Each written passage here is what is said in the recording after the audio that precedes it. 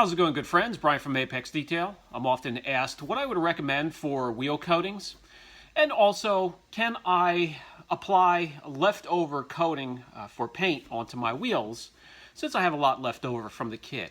And yeah, you absolutely can. Now, I would definitely go with a dedicated wheel coating first, if that would be my first choice.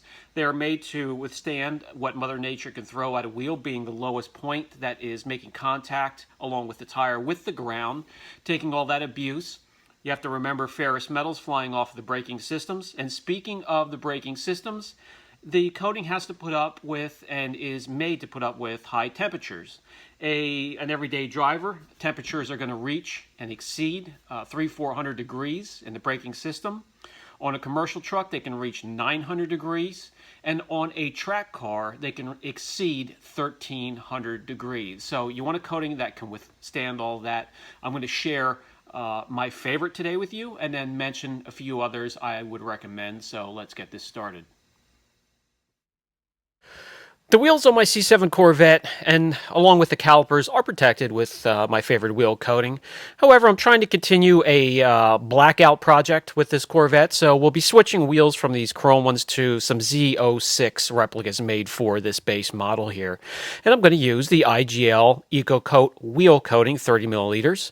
And also, another alternative is the Eclipse coating. But first, you want to clean the wheels. Here you have a couple fingerprints and some smudges. I also made sure they did the balancing with black wheel weights. I would surely get the wheel mounted and balanced, as they will have to remove the coating wherever they put the wheel weights anyways. So let's get this cleaner on here. We're just going to mist it on, and we'll remove the fingerprints and whatever dirt and lubrication has gotten onto the wheel from mounting it, putting the tire on. And then after that, I'm going to follow up with an IPA solution to make sure there's no oils or any type of contaminants on the wheel before we start to protect and coat this. I'm going to use the IGL Ecocoat Wheel Kit, 30 milliliters. You can grab this for $69. You can get this on AutoGeek. I also have next to it something that is similar but a lot more concentrated, which is the Eclipse. That's an industrial coating, and I also love to use that on wheels. The Ecocoat Wheel Kit you can grab at AutoGeek. However, the Eclipse, you'll have to have a certified installer apply that for you. So if you're not looking to purchase a kit and do it yourself, I would definitely take it to an IGL installer and have the Eclipse sprayed on the wheel. The best way to apply that is to have it sprayed. However, today I can't have overspray or any type of vapors flying around inside the shop since we can't open the doors, so I will be applying that by hand. But here you can see the little sprayer that you can use. I also just like to grab an eyedropper and drop it onto a microsuede applicator. Get it on that way. It obviously works very well applying it this way. And here we go. We're just going to put a few drops onto the microsuede applicator. We're going to start at the center cap and work our way out through the spokes to the bead.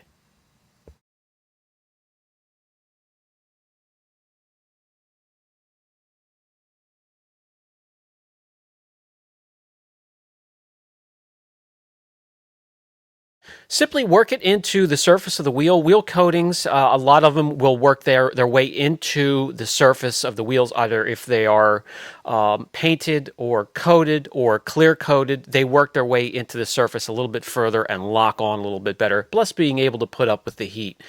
So getting in and around the spokes is important. Getting in and around the lug nuts also, and out towards the bead.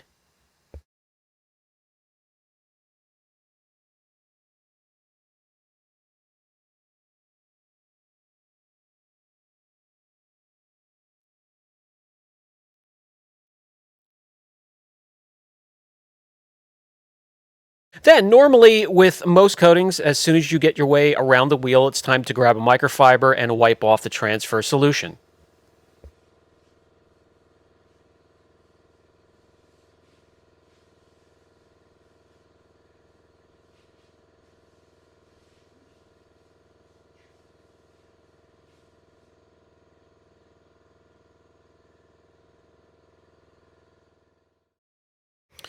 An area you want to protect, just as important as the face of the wheel, is the barrel of the wheel and behind the spokes. This is where a lot of the ferrous metal, the heated ferrous metal from the braking system, will try to lodge into the surface of your wheel.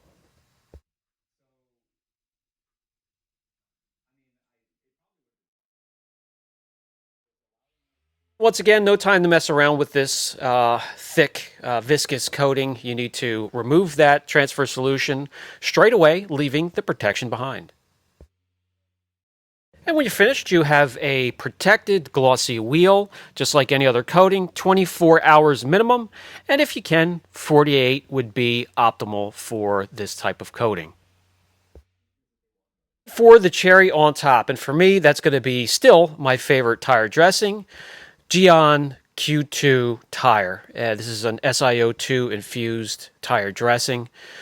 You put it on one layer, will give you a nice glossy look. If you want to kick it back, just go after it with a microfiber very lightly, and it'll cure to the new tire look. I also like that as well. I have customers that still enjoy that real glossy look, so it all depends on who is getting it.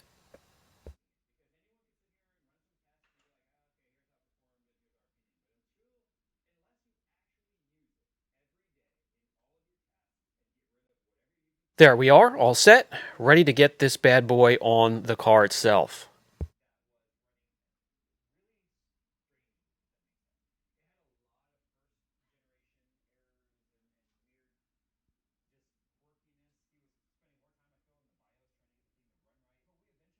Before we do, however, perfect opportunity to detail those wheel arches. I have dedicated videos for that, and also protect and coat the caliper and any other hard surface you want to in the wheel arches themselves. We now have everything backed on, the car is dropped onto the garage floor once again, and we can let it cure properly. With the chrome wheels gone, I'm not a huge fan of chrome, or I would have left them on. They were absolutely flawless, and I'll keep them. I do like the Z06 style wheels here better. Let me know what you think in the comments section. Next to black out is this rear emblem. I already did the front one. And these side marker lights that go up around the fender well.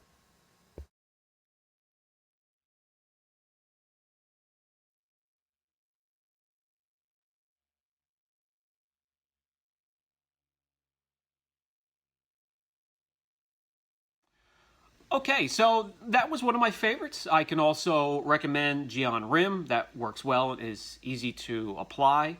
Kamikaze Rim Stance, and also Polish Angel Super Sport.